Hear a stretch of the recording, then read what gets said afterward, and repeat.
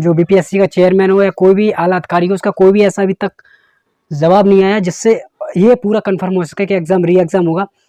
हर जो है कोई ना कोई घुमा फिरा के कुछ ना कुछ बता ही देता है, बट कंफर्म अभी तक ये नहीं हुआ कि एग्ज़ाम होगा या नहीं होगा। मैं सबसे पहले यही बताना चाहूँगा, बीपीएससी पता नहीं किस मूड में क्या सोच रही है कि भाई एग्ज़ाम कराएगा या नहीं कराएगा। तो मैं अगर अपनी मानूँ तो एग्ज़ाम दोबारा होना चाहिए और री एग्ज़ाम होना चाहिए, क्योंकि पेपर ये नहीं है कि 1-2 लोगों के पास पहुँचा हो, पेपर इतने लोगों के पास पहुँचा था कि मेरे हिसाब से अगर देखा जाए तो पीआरटी में जितनी वैकेंसी थी ना, तो सभी जितनी वैकेंसी थी कम से कम उतने स्टूडेंट्स के पास तो पेपर ऑलरेडी पहुँच चुका था। तो अगर देखा जाए जो स्टूडेंट्स ने मेहनत की थी, दिन रात एक किया था, तो अगर देखा जाए तो क्या वो स्टूडेंट का, उस छात्र का सिलेक्शन हो जाएगा? हो सकता है? बिल्कुल नहीं होगा, कतई नहीं होगा। क्यों हो जाएगा उसका सिलेक्शन, क्यों होगा बताइए? जो मेहनत करके गया होगा, पढ़ के गया होगा, उसने दिन रात एक करके गया होगा, तो उसके खूब नंबर आए होंगे। ईमानदारी से कमेंट बॉक्स में भी ये बताना 70, 75, 80 नंबर, 80, 85, 90 के बीच में नंबर होंगे अराउंड, क्योंकि पेपर इतना ठीक ठाक आया था। पेपर का लेवल एकदम, ये कहो कि एकदम सरल था, बिल्कुल सरल नहीं था। पेपर का एग्जाम जो था बहुत ठीक ठाक था, बहुत अच्छे लेवल का पेपर था। ऐसा नहीं था कोई भी पेपर स्टूडेंट कर सके, इतना घुमावदार पेपर था। हिंदी का अगर पूछा था तो सभी को पता है कि हिंदी का पेपर किस तरीके से आया था। लोगों जो पढ़ के गए थे उसमें से कोई नहीं आया, जितना था अपना सब लेखक बताओ, कवि बताओ, निबंध किसने लिखा, सब वही के वही क्वेश्चन आए थे। तो सभी से मैं यही कहना चाहूँगा कि जितने भी कैंडिडेट्स हैं जो मेहनत करके पढ़ के गए थे, उन्होंने पेपर दिया, उसके बाद जब पेपर से बाहर निकले तो उन्हें जब पता पड़ा कि पेपर लीक हो गया और इस तरीके से उन्हें सब सुनने को मिला, तो हम सभी से ये कहना चाहेंगे, अगर किसी भी स्टूडेंट्स के अगर 80, 85, 90 नंबर हैं, अगर उसके अंदर ये चल रहा हो कि हमारा तो सिलेक्शन हो जाएगा, तो हम क्यों इस चीज़ को ऊपर जोड़ दें कि हमारा तो हो ही जाएगा, तो मैं क्यों इस चीज़ के ऊपर जोड़ दूँ कि पेपर कैंसिल हो, पेपर री एग्ज़ाम हो। तो मैं अगर आप इस भ्रम में हो तो आप बिल्कुल अपने अंदर से भ्रम निकाल दीजिए। आपके बेशक 90 नंबर क्यों ना हो, तब भी आपका नहीं होगा, क्योंकि जो कैंडिडेट्स को पूरा का पूरा 150 के 150 नंबर का पूरा करके आया हो, जिसे ऑलरेडी पहले से आंसर मिल गए हैं, वो पूरा पेपर करके आया हो, तो आप ऐसा कैसे सोच सकते हो कि हमारा हो जाएगा 80 नंबर 90 नंबर लाकर भी। तो दूर दूर तक आपका तो सिलेक्शन का नाम तक नहीं है, इसलिए अपने दिमाग से बिल्कुल निकाल देना कि मेरा हो जाएगा, कतई नहीं होगा आपका। तो मैं सीधा यही बोलने वाला हूँ कि एग्ज़ाम हो तो री एग्ज़ाम हो, दोबारा से हो एग्ज़ाम, इसमें कोई दोहरा नहीं है। और मैं सबसे बड़ी अभी तक यही सोचता हूँ कि अभी तक एग्ज़ाम को देके 15 तारीख से एग्ज़ाम हुआ था और लगभग 18-19 तारीख हो गई आज, फिर भी एग्ज़ाम कैंसिल नहीं हुआ। इसके लिए अगर देखा जाए तो बहुत शर्म की बात है, अभी तक बीपीएससी ने इसके ऊपर कोई ऐसा एक्शन नहीं लिया। ईओयू ने, जो बिहार की सबसे अपराध जिसे बोला जाता है आपराधिक, मतलब जो पुलिस है उसको अगर बोला जाता है, इस निर्णय को बड़ी बारीकी से उसका वो सर्च करती है, किस चीज़ से कहाँ पेपर लीक हुआ, कैसे हुआ। जब उसने इस चीज़ का प्रूफ भी दे दिया, तब भी बीपीएससी के कान पे कोई तक का जूं तक नहीं लेगा। उसने तब भी कह दिया मुझे कोई ठोस सबूत नहीं मिला इस चीज़ के लेके। तो भाई ठोस सबूत होता क्या है, ये तो अब ईओयू उन्हें खुद बताएगी, क्योंकि उन्हें जब किसी के ऊपर आप खुद आप पे आक्षेप लगा रहे हो कि मतलब हमें ठोस सबूत नहीं दिया गया है, तो जो सबसे बड़ी एजेंसी है बिहार के अंदर, उसने जब आपको इतना बड़ा प्रूफ दे दिया कि हर चीज़ बता दी, तब भी आपको मतलब ठोस सबूत नहीं नज़र आ रहा है।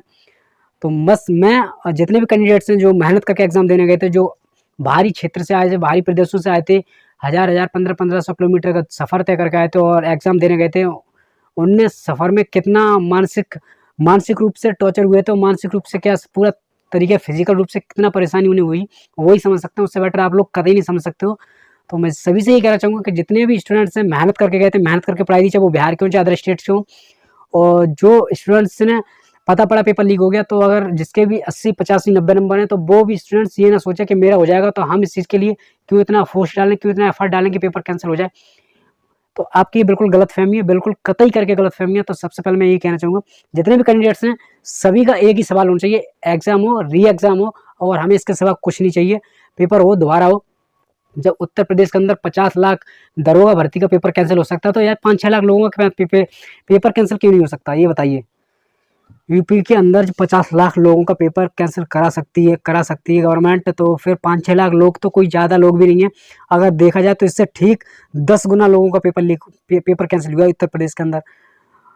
आरओ का पेपर तो कैंसिल हुआ, तो यूपी के अंदर जब इतना बड़ा फैसला ले सकते हैं, तो फिर बिहार के अंदर क्यों नहीं ले सकते हैं? आखिर में ऐसी क्या वजह है जो बिहार के जितने बड़े-बड़े पॉलिटिशियंस हैं, अधिकारी हैं, उन लोगों को क्या दिक्कत हो रही है इस चीज़ के लिए? उन्हें समझना चाहिए और जो फैसला दें वो छात्रों के हित में दें, या ना कि छात्रों के अहित में दें। जितना भी फैसला आपको देना है छात्रों के हितों में दें, क्योंकि एक छात्र के पीछे कम से कम उसका पूरा फैमिली जुड़ा होता है, और एक छात्र होता है वो किस हिसाब से अपनी फैमिली से निकल के आता है, वो आप ये सोच भी नहीं सकते हो। जो नकल माफिया होते हैं, नकलची होते हैं, जो 10-10, 12-12 लाख, उनका तो एक ही मोटिव होता है कि बस हमें 10-12 लाख रुपए देना है और पेपर कैसे भी करके खरीदना है और बस पूरा करके आना है। ऐसे स्टूडेंट अगर छात्र मतलब टीचर बनेंगे तो ये क्या बच्चों को पढ़ाएँगे? हमें ये समझ में नहीं आता ये क्या पढ़ाएँगे? इन्हें खुद इस चीज़ का नॉलेज नहीं है कि हम जो करके आए हैं वो सही था या गलत था। इन्हें तो बस इस चीज़ के ऊपर डिपेंड है कि हमें जो मिल गया उनको यही पता होता है वो जो मिला वो पूरा 100% सही है। अगर भाई दोस्त उससे जगह कोई गलत हो तो ये गलत छाप के आएँगे। तो ये क्या स्टूडेंट को पढ़ाएँगे? हमें समझ नहीं आता। अगर जो टीचर भविष्य के बन भी गए तो ये सिर्फ़ खिलवाड़ करेंगे उन छोटे-छोटे छात्रों के साथ में। इन्हें इस चीज़ से बिल्कुल मतलब नहीं होगा कि हमें क्या पढ़ाना है, क्या नहीं पढ़ाना। तो हम जितने भी मेहनत करने वाले छात्र हैं सभी से एक ही कहना है, आपकी एक ही आवाज़ आपको उठानी है। एग्ज़ाम हो, दोबारा हो, री एग्ज़ाम हो और ये एग्ज़ाम कैंसल हो, हर हालत में कैंसल हो। और उम्मीद करते हैं 1-2 दिन के अंदर फैसला आ जाना चाहिए, क्योंकि जितना मानसिक उत्पीड़न, मानसिक दंड से हम लोगों को टॉर्चर किया जा रहा है वो बहुत झेल रहे हैं जितने भी छात्र हैं। तो और ज़्यादा ना झेलाएँ, फैसला दे दीजिए, दे देना चाहिए अभी तक तो, जिससे स्टूडेंट आगे की पढ़ाई कर सके, आगे का अपना देख सके कि एग्ज़ाम कब होगा, कब नहीं होगा, उस हिसाब से आगे प्रोसेस कर सकें। अब ये तो है नहीं कि आप दिन पे दिन बढ़ाते जा रहे हो, कोई फैसला नहीं आ रहा, कभी कुछ, कभी कुछ। तो बस मैं ये कहना चाहूँगा, एक बार फिर से सभी हाथ जोड़ के ये कहना चाहूँगा बिहार सरकार से और जितने भी बिहार के जो बिहार लोक सेवा आयोग में बीपीएससी में जितने भी अधिकारी काम करते हैं उन्हें भी इस चीज़ के ऊपर एक देखना चाहिए और बच्चों के हित में फैसला देना चाहिए, ताकि उनका कोई इस प्रकार का अहित ना हो। तो वीडियो बनाने का मेरा यही मकसद था। तो जितने भी कैंडिडेट्स हैं वीडियो पहली बार आए हो, वीडियो पहली बार विजिट किया हो, अगर वीडियो पसंद आए तो वीडियो को लाइक ज़रूर कर देना और चैनल को सब्सक्राइब कर लेना, करने के साथ-साथ में बेल आइकन को प्रेस ज़रूर कर देना, ताकि अगर कोई भी जुड़ी जानकारी आपको दे सकूँ तो सबसे पहले नोटिफ़िकेशन आपके पास पहुँचे। Thank you so much, wish you all the best.